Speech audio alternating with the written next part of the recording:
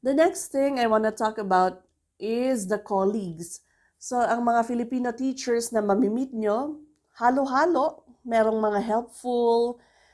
You will meet some teachers who are really very good in teaching. I'm talking about the skill, not the ability to talk or the American accent kasi those are not considered skills. The skill of teaching, merong mga magagaling talagang teachers na mamimit nyo, and these people will really enrich your lives and inspire you to be a better teacher also. But sadly, karamihan sa mga teachers sa ESL industry ay mga marites. So mahilig silang magchismis at manira ng mga kapwa nila teachers. I don't know why this is so rampant sa ESL industry. They do the marites thing while smoking, during break times. Is it because of boredom or just to have a camaraderie with their workmates? I'm not really sure about the reason. But it's very rampant na magsiraan ang mga teachers sa ESL industry. Maybe because of the crab mentality rin ng Filipinos. What do you think, guys? If you agree, write down your comment below sa comment section. I would be willing and happy to read kung anong sa tingin nyo ang reason kung bakit mahilig magchismisan ang mga Filipinos, especially na ang mga ESL teachers. So yun nga, mahilig silang magsiraan and crab mentality siguro. Ayaw nilang umangat ang kapwa nila, kaya mahilig silang manira ng mga other teachers. But hindi ko naman nila lahat kasi I've also been to environments where ang teachers are very nurturing, the supervisors are very nurturing, the head teachers, ang mga kapwa mo teachers are very respectful. I've been to this kind of situation also. And napakagandang experience napunta sa mga school na kagaya nito. Gusto ko silang i-name pero ayoko na lang mag-name ng names dito sa video na ito. So merong mga really bad colleagues that you'll meet, but of course this is normal, I guess, sa kahit anong workplace naman. Alright? And chismisan, siraan. One more thing is the looking down on people who have no American accents. So karamihan ng mga teachers sa ESL industry have worked in the what's that industry where they learn American accent? I forgot. I'm sorry. I'm blanking.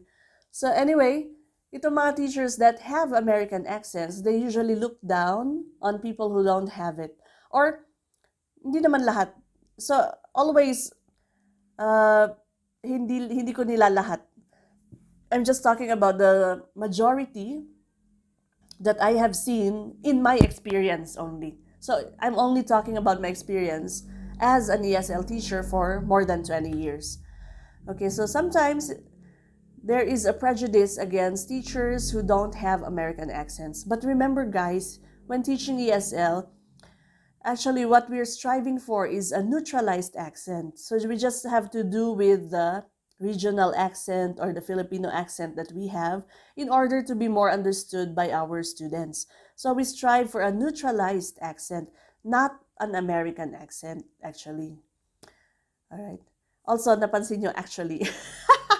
Mahilig ang mga Pilipinas gumamit ng actually, but we should try to remove this from our speech if it's not necessary. Okay? And of course, for more tenured teachers, there's always a prejudice for new ones because new teachers are always, how do you say? They're always thought of as low-skilled teachers. So even though magaling silang teachers outside from regular schools, as we already mentioned in other previous videos, magkaibang regular school sa ESL industry. So when you go to the ESL industry, ibang skill set ang kailangan mong matutunan. So sometimes ang ating more tenured teachers have a prejudice against new teachers kasi hindi pa nila na-learn yung mga skills na required sa pagtuturo ng ESL. But of course, later, after some months, usually years, mamamaster din nila ang pagtuturo ng ESL. But we can't remove the prejudice given by more tenured teachers or more experienced teachers to newly hired ESL teachers. So, most of the environment or ESL schools that I have been to, helpful naman sila. The new teachers will be helped by older teachers. Kaya lang, there are some schools or some environment where hindi very helpful ang mga older teachers. So sometimes even if the newer teachers ask them, the older teachers will just show some irritation or hindi sila willing turuan yung mga newer teachers. And this is so sad because we should all help each other, hindi ba? Kaya lang I attribute this to the crab mentality of the Filipinos where most people don't really reach out or take time to help yung kapwa nila. Okay? All right, the next point is the very low salary in the ESL industry. So when you work in the ESL industry, back in 2000-ish to 2011, I'd say that the pay was pretty good at that time.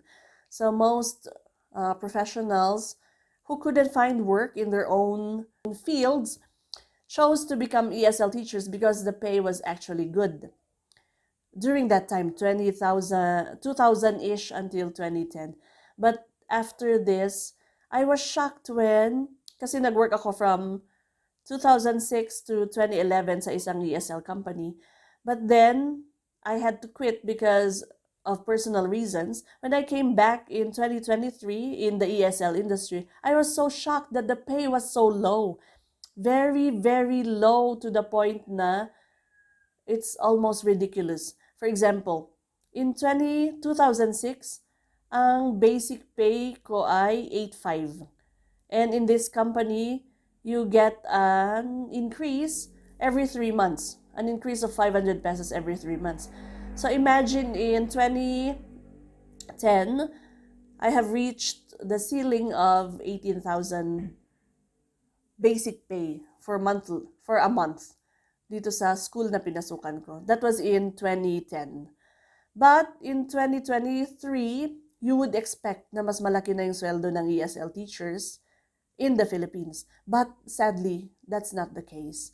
So na-shock ako nung bumalik ako ng 2023 and they told me na ang basic pay is 9,500. Oh my God, nakakagulat talaga. 9,500 for 1 month for a basic pay. Kaya lang may mga stipulations sila like if you get more classes, you get more pay, something like that. If you get a group class, you have additional pay. If you teach a course, for example, IELTS or TOEIC, you have additional pay, mga ganyan. That's all good, but still, ang basic pay na 9.5 ay shocking in 2023. Can you imagine? So, divided by 2, 15 days, and minus all the deductions, SSS, PhilHealth, Pag-ibig, wala nang natira talaga. Napakaliit ng sweldo na offered sa mga ESL teachers, which I think is really unfair because the work you render is not properly compensated. Ang pagtuturo ng kahit 45 minutes or 50 minutes takes a lot of your time. Preparation, it's so unbelievable. I can't even. Kaya sobrang gulat ko talaga nung ganun na pala ang rate ng ESL teachers in 2023. So, anyway, dahil sa kagustuhan kong makabalik sa work, I still did it and I lasted for 1 year or so, 1 year 3 months or 1 year 5 months or so. And nag-increase naman yung salary ko as months went by dahil tumagal ka na. Ganun naman sa most schools ng ESL, mag-increase din ang salary mo habang tumatagal ka. Pero most or some of the schools, it depends. It depends kasi sa school kung nag-offer sila ng increase depending on tenure or depending on performance. It really depends kasi private institutions sa mga ito at you have to read your contract. You have to, in other cases, kailangan mo ring mag-negotiate with the HR kung gusto mo ng increase sa iyong sweldo.